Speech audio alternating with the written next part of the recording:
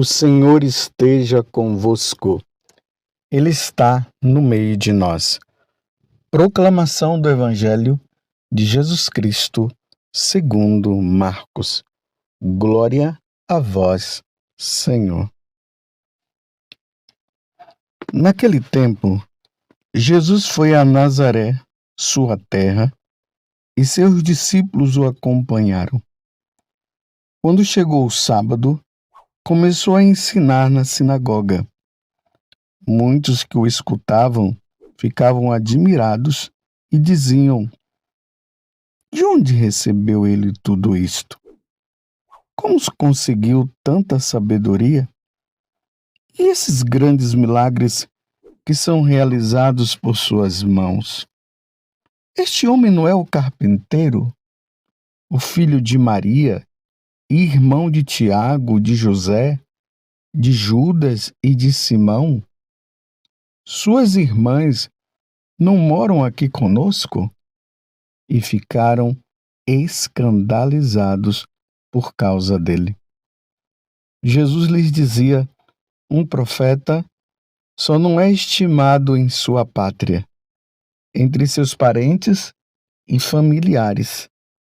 E ali não pôde fazer milagres algum.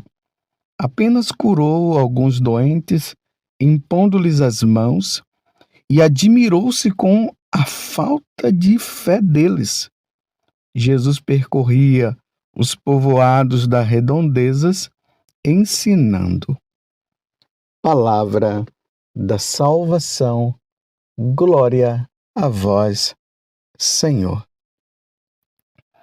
Meus irmãos e minhas irmãs, estamos caminhando, como eu sempre falo, com São Marcos, e São Marcos vai apresentando Jesus para nós. Um detalhe: o Evangelho de São Marcos foi o primeiro evangelho escrito. Aí, ele é o menor de todos os evangelistas, porque tem Mateus, Lucas, João e Marcos. Se for comparar, os capítulos dos outros são maiores. E Marcos, ele é muito sintético, mas ele é muito detalhista também. Agora, São Marcos está apresentando Jesus que volta para Nazaré. Aqui é importante notarmos uma coisa. Jesus, ele nasceu em Belém. As profecias do Antigo Testamento diziam que o Messias viria de Belém. Lembram que no Natal, César Augusto, ele instituiu lá um decreto, um recenseamento, e José e Maria, eles moravam em Nazaré e foram para Belém. Tudo isso foi providencial para que Jesus pudesse nascer em Belém, como as profecias diziam. Belém é também a cidade onde Davi nasceu. Então, Herodes, quando Jesus nasce, Herodes pretende matá-lo, e aí eles vão para o Egito, e quando eles retornam do Egito, eles voltam para Nazaré. Então, em Nazaré, Jesus foi criado lá. Então, quando ele volta do Egito, Jesus foi crescendo ali na cidade de Nazaré. Por isso que aqui está dizendo, nós estamos no capítulo 6, do versículo 1 até o 6 do Evangelho de São Marcos. E aqui diz: naquele tempo Jesus foi a Nazaré, sua terra, e seus discípulos o acompanharam. Então, a terra aonde ele foi criado, mas aonde ele nasceu foi na cidade de Belém.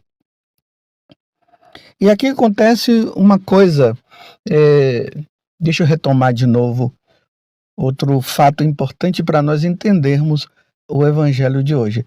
Vocês se lembram que eu tenho falado que Jesus, ele foi para Cafarnaum. ele usou Cafarnaum como o lugar aonde ele ia divulgar a boa nova, porque Cafarnaum era um lugar central, era um lugar muito importante para que a divulgação do evangelho pudesse chegar também às nações. Então, Cafarnaum era o quartel-general de Jesus. Então, até então, o que é que nós temos visto? Jesus ali na sinagoga, vai para casa da sogra de Pedro, e depois ele vai para o mar da Galileia. Esses dias nós vimos Jesus saindo ali agora da região de Israel e ele vai para a Decápole, que são 10 cidades pagãs, e lá nós vimos Jesus expulsando o demônio daquele homem. Agora Jesus volta e ele vai para onde? Ele vai para Nazaré. Depois da fama dele ter se espalhado por tantos lugares, ele vai para Nazaré.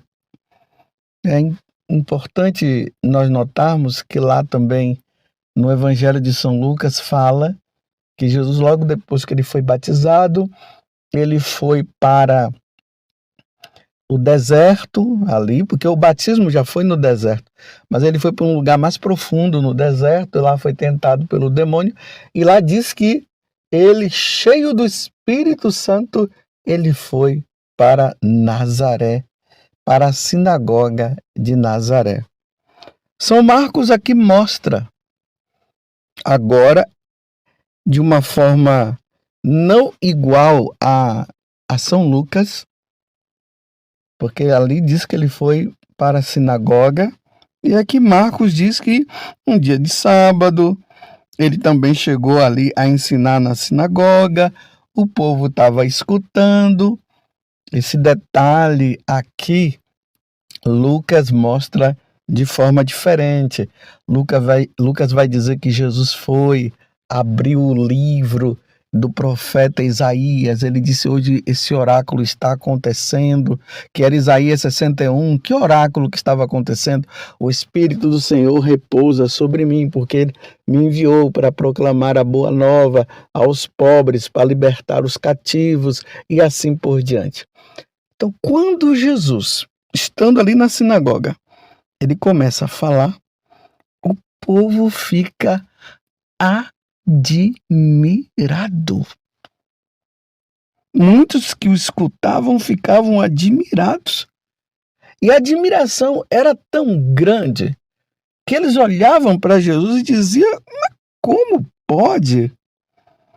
Como pode vir tanta sabedoria desse homem? Mas esse homem não é o filho do carpinteiro? Ele não é o filho de Maria? Nós não vimos ele ali com os parentes dele?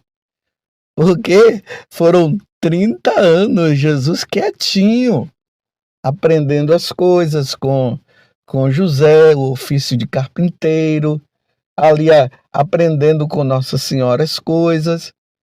E agora ele se apresenta com tanta sabedoria e o pessoal começa a dizer assim: mas e esses milagres que são realizados por suas mãos? Como pode uma coisa dessa? Mas quem é ele? Ficaram escandalizados. Só que esse escândalo aqui é um escândalo de rejeição. Eles rejeitaram Jesus. No Evangelho de São Lucas, no capítulo 4, depois vocês dão uma lida lá, vocês vão ver que eles quiseram até jogar Jesus no precipício. E aí eles começam com umas jogadinhas, falando: se você fez milagre lá, como fez em Cafarnaum, em todos os lugares, faz aqui também, né? Não, eles não estavam pedindo simplesmente porque eles estavam querendo mudança, porque eles estavam crendo na divindade de Jesus, acreditando que Jesus era o Messias. Não, eles estavam ali rejeitando mesmo o Senhor. E aí que Jesus se expressa dizendo: realmente um profeta não é aceito na sua pátria, na sua casa. Vocês se lembram também que os parentes de Jesus começaram até a dizer que Jesus estava fora de si. Esse fora de si aqui é uma expressão para dizer ele está doido, ficou doido, nem comer ele quer mais, porque Jesus estava ali naquela ação de pregar o evangelho, que era tão grande, que não tinha nem tempo para comer, então começaram a chamar ele de doido. Rejeição. Aqui, meus irmãos, é para vocês notarem que ao mesmo tempo como a pregação de Jesus, os seus feitos, expulsando o demônio. Ontem nós vimos lá a filha de Jairo, Talita Cum, que foi ressuscitada, aquela mulher que estava com aquela hemorragia e foi curada. Ao mesmo tempo que a fama dele crescia por parte do povão, Jesus foi rejeitado pelas autoridades religiosas e foi rejeitado pelos seus parentes e foi rejeitado também pela sua pátria, Nazaré, onde ele foi criado. Vocês compreendem que a vida de Jesus não foi tão fácil assim? A fama dele se espalhava, mas era uma espada de dois gumes. Era aceito e rejeitado. Eu fico imaginando a decepção também de Jesus com os nazarenos. Eles não o aceitaram. Mas vocês poderiam dizer assim, mas Padre José Augusto, e o que é que tem isso a ver conosco? Tem muito a ver, meus irmãos. Tem muito a ver. Quantas pessoas que são desacreditadas pelos seus parentes por causa da conversão dele. Está ali naquele processo de conversão, de mudança de vida e é desacreditado pelos parentes. Justamente os parentes que poderiam incentivá-lo, acabam não incentivando. Você já viu aquelas pessoas que dizem assim, vamos ver até onde é que vai essa conversão. Vamos ver até onde vai essa mudança de vida. Ah, eu conheço, eu sei quem é você. Enquanto as pessoas de fora acreditam na mudança de vida, os de dentro, aqui abre um parêntese, eu não estou dizendo que são todos, mas acontece muito entre os parentes. O descrédito por parte deles quando acontece uma pessoa ali que faz parte daquela família e que está mudando de vida. Fecho parênteses. Foi isso que aconteceu. Jesus não foi acolhido nem pelos parentes, nem pelo povo de Nazaré e muito menos pelas autoridades. Só o povão estava com ele. Vamos imaginar que Jesus se sentia só. Talvez você que esteja na caminhada tenha até se sentido só. Mas Deus está contigo. Não desanime, não. Deus está contigo. O que importa é a vida nova que você está levando. O que importa é a vida com Deus. Muitas vezes, nesse momento, nós somos provados. Deus permite até a provação para que nós não nos orgulhemos, para nós não nos acharmos melhores do que os outros. Aí Deus até permite essas provas. Paulo, ele foi rejeitado em Atenas. A pior pregação que Paulo fez foi em Atenas. Converteu ali algumas pessoas. Ele foi rejeitado também. Ainda mais quando ele começou a falar da ressurreição dos mortos, aí é que eles não quiseram saber dele mesmo. Nós passamos por isso. Na primeira leitura hoje, Deus, na carta aos Hebreus, Deus falando pelo autor da carta aos Hebreus, ele diz que é para a vossa educação que sofreis. E é como filhos que Deus vos trata, pois qual é o filho a quem o pai não corrige? No momento mesmo, nenhuma correção parece alegrar, mas causa dor. Depois, porém, produz um fruto de paz e de justiça para aqueles que nela foram exercitados. Nós estamos na carta aos Hebreus, capítulo 12, do versículo 4 até o 15. Portanto, ele diz: firmai as mãos cansadas e os olhos enfraquecidos, acertai os passos dos vossos pés, para que não se extravie o que é manco, mas antes seja curado. Aí, vejam só. Quantas pessoas que seguem a Deus e agora estão dizendo assim, diante de provas que elas estão vivendo: ninguém me compreende, ninguém me ajuda, eu estou sozinho. Se você for ler a vida dos santos, eles passaram por momentos difíceis, de solidão, não tiveram ninguém que cuidasse deles.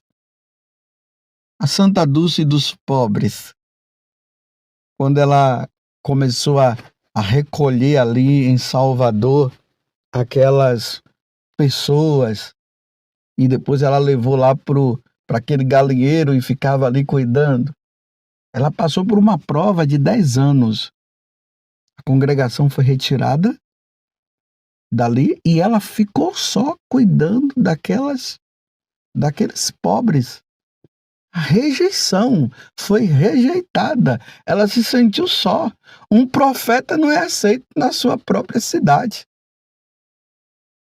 Depois de tudo, aí ela foi acolhida de novo. Aí a congregação voltou e aí aconteceu o hospital e tudo mais. Mas até chegar lá, quantas provas ela passou?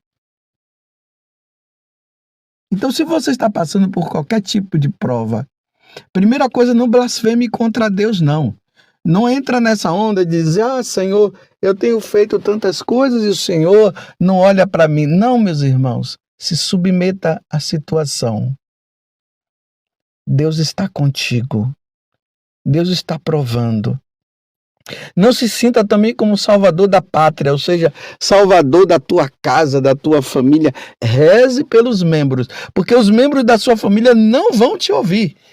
Às vezes, pode ser que ouçam, mas na maioria das vezes são outras pessoas que acabam ouvindo.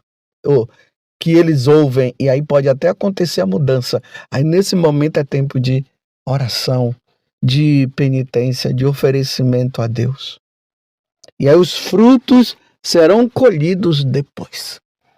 Então Jesus foi rejeitado pelos seus. Você está sendo rejeitado? Então olhe para Jesus e veja que também ele foi rejeitado. E não entre naquela situação de vitimismo. Em frente, segure, pegue a sua cruz e vá em frente. Olhe para Deus e seja fiel você. Você compreendeu? Se Jesus foi rejeitado, por que você também não poderia ser? A fidelidade é muito importante nesse momento. Que Deus nos conceda a graça da fidelidade. E quanto mais nós formos rejeitados, mas olhemos para Jesus e encontremos nele a força necessária para perseverarmos.